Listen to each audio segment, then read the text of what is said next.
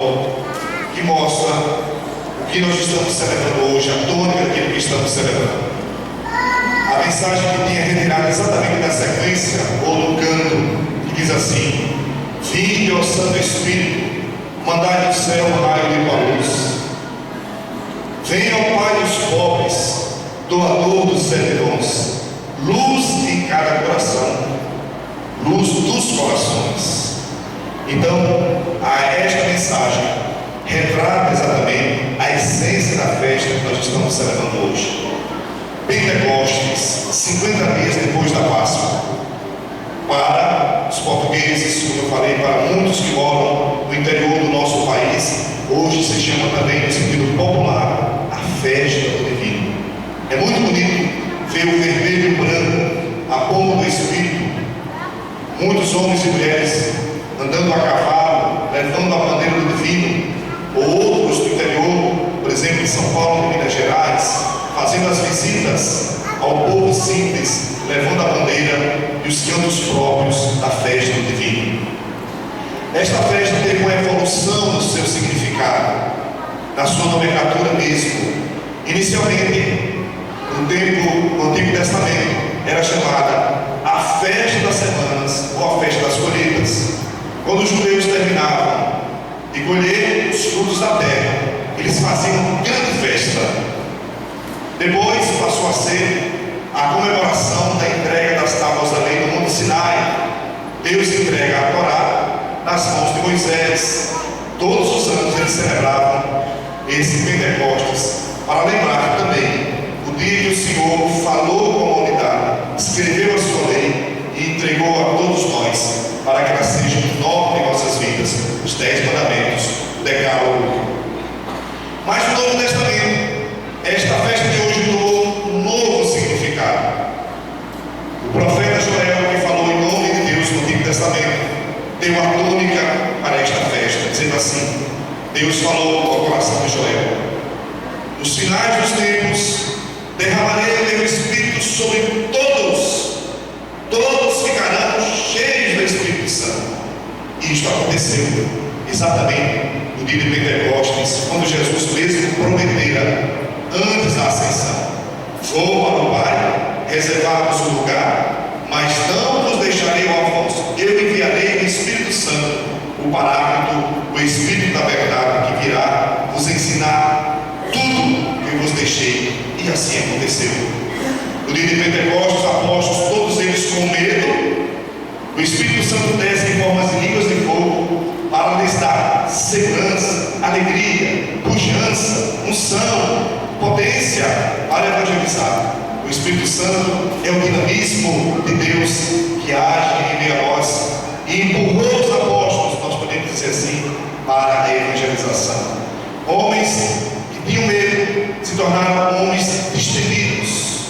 Houve o derramamento do Espírito Santo, eles ficaram fortes, a tal ponto de dizer: que alegria é esta? Tomaram vinho demais? Diz assim os Atos dos Apóstolos: estão embriagados? Não era alegria por causa do vinho, era alegria por causa da unção e da alegria vinda pelo Espírito Santo de Deus. Então, o Espírito Santo veio em forma de línguas de fogo. Pedro fez um grande discurso e todos ouviam na mesma língua. O que significa essa metáfora? Significa dizer que a língua de Deus é a língua do amor. O seu Evangelho tem uma língua em comum, a saber, a língua do amor, onde todos deverão entendê-la. E por que línguas de fogo? O fogo lembra o amor abrasador de Deus, lembra o testemunho que nós devemos dar, o testemunho dos mártires para com a igreja. Por isso que a igreja se veste de vermelho, para lembrar que o Espírito Santo também é o amor entre o Pai e o Filho, e é Ele que nos impulsiona também a amar. Esse Espírito Santo, meus irmãos, não desconhecido. Nós vimos a face do Filho, o Filho falou que ele veio ver o Pai, mas o Espírito Santo ninguém viu. Já vem em formas de, mas o Espírito mesmo ninguém viu, porque Espírito não tem corporeidade. O Espírito, a alma, por exemplo, a gente nunca viu, né? Nunca vai ver. Nós vemos a alma que anima o corpo, a alma da animação. Quando o corpo morre, a animação some. O corpo é um cadáver, quer dizer, é um ser desanimado. Se anima, se a alma Então, esse Espírito Santo que nós não vemos, mas sentimos, ele age silenciosamente no coração de cada um de nós. Nós o recebemos como presente, como dom, meus irmãos, do dia do nosso batismo. É ele que nos marca com selo indelével. Ele nos faz santos e nos faz filhos de Deus. E também nós o confirmamos exatamente no dia da crisma. A crisma é a confirmação do dom do Espírito Santo. A saber, o próprio bispo, o vigário episcopal, ele vai dizer o seguinte na hora da crisma, traçando a unção na testa do crismando, do jovem ou do adulto: recebe por esse sinal o Espírito Santo, o dom de Deus.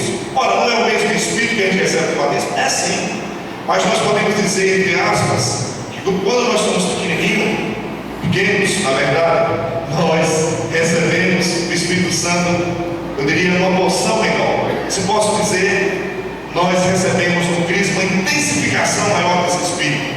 E como diz o profeta Ezequiel, uma dupla porção do Espírito, uma porção maior, segundo a nossa idade e também a nossa compreensão racional. Então, o Espírito Santo, a partir do batismo, como diz na sequência, se torna o doce hóspede da nossa alma, agindo em nós. Tudo que nós fazemos para o outro, para o perdão, para o amor, para o bem, para a justiça, é força do Espírito que age em nós. É a força do Espírito. Ele é então o amor entre o Pai e o Filho. O Espírito Santo é a energia de Deus que age em nós, nos fazendo fortes. A força de Deus, a potência de Deus que age em nossa fraqueza. E os frutos do Espírito são esses. Como é que nós sabemos que a nossa vida está sendo guiada pelo Espírito? Pelos frutos conhecereis as árvores. Quando nós amamos, é na força do Espírito.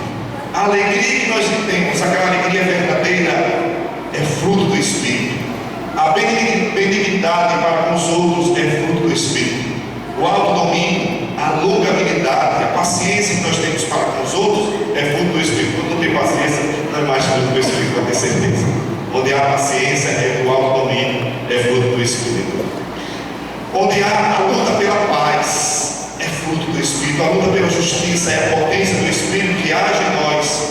Porque foi o mesmo Espírito que deu força aos profetas no Antigo Testamento. Foi ele que deu coragem a Paulo e a Pedro para testemunhar. Quando lutamos pela justiça, por uma causa digna, é pela força do Espírito. Então, a alegria e a busca da felicidade também é na força do Espírito que buscamos. Se perdoamos os outros, é pela força do Espírito, e pelo nosso lado humano a gente não perdoa. É pela força do Espírito que nós rezamos. São Paulo diz que a gente não sabe nem rezar. Então, é pela força do Espírito que ele desfruta o coração de cada um de nós e nos ajuda a rezar. E tu sabes o que pedir? Então, é pela força do Espírito. Até para dizermos que Jesus é o Senhor e amar Pai, é pela força e pelo dinamismo do Espírito. Esse Espírito Santo que apareceu de maneira variada, como eu falei, sobre vários símbolos, desde o Antigo Testamento nós podemos destacar. A água é símbolo do Espírito, a pomba é símbolo do Espírito, o dedo de Deus, a mão, a unção, o fogo, a nuvem que conduziu o povo até a terra prometida, e o vento, talvez seria o melhor símbolo para falar do Espírito Santo, é o vento. O vento sopra onde quer. Nós não pegamos o vento, mas sentimos o vento. Ele é sinal de vida e sinal de morte, o vento. Ele é sinal de vida, por exemplo, quando chega a brisa suave, quando estamos com calor. Ele é sinal de vida quando ajuda na reprodução das plantas. Algumas plantas, o próprio vento conduz o grande pólen, leva de um lugar a outro, como o beija-flor, é sinal de vida. E é sinal de morte quando é um vendaval, quando ele é forte, arrasador, furacão. Nós percebemos, nós sentimos, mas não pegamos no vento. Assim também é o Espírito Santo. Atua de maneira silenciosa no coração da gente, mas a gente sente que ele é eficaz. É o Espírito Santo que é o dinamismo na igreja. Ele não deixa a igreja caducar. Ele traz sempre o novo de Deus. Temos um exemplo há poucos dias. A igreja estava sofrendo muitas perseguições, muitas críticas. O Papa Bento XVI, ele cansou, suas forças físicas definharam, e a gente disse: e agora? E agora? Com tanta aprovação, com tanta crítica, com tanta perseguição, o que há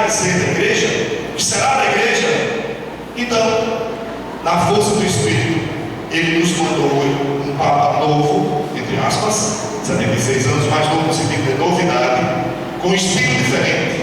A América Latina agora vai evangelizar a igreja na Europa, que nos evangelizou.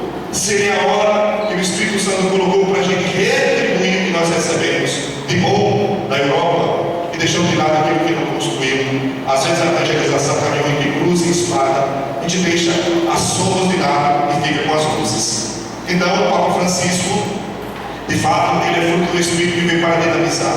A nossa igreja parece que existe uma nova primavera dela, primavera da estação das flores. Então há uma nova primavera. Todo mundo está um pouquinho mais alegre, mais esperançoso com o Papa Francisco. Não que o Papa Bento XVI não fizera a sua parte, claro que fizeram, mas ele veio de um jeito novo, pastor, alegre, que acolhe, quebra os protocolos. Sem dúvida alguma, o Espírito Santo passou a rasteira em todos nós, na mídia, nas especulações, em tudo, porque ele, na cabeça da igreja, e nunca vai deixar a igreja caducar. Ele traz o novo de Deus ao nosso chão. Então, para terminar, nós precisamos adorar esse Espírito Santo que é Deus, a terceira pessoa da Santíssima Trindade. Rezar, invocar com muita simplicidade, e descer no Espírito, encher os corações vossos fiéis e acender neles o fogo do vosso amor. Aquela oração tão pequena. Para quê, meus irmãos? Para nos unir como igreja, nos unir como família, para nos guiar nos momentos de trevas, para nos iluminar quando estamos em dúvida, para nos aquecer quando estamos com falta de fé, com tibieza na fé, para dobrar o nosso coração quando estiver duro e orgulhoso, para continuar morando em nós como o Senhor hospedal, para lavar o nosso peito quando estiver manchado pelo pecado, e sobretudo para sarar e dar coragem aos enfermos. Ele é o Pai dos pobres, Consolador de todos nós. Fiquemos de pé e rezemos a oração do Espírito Santo. Divino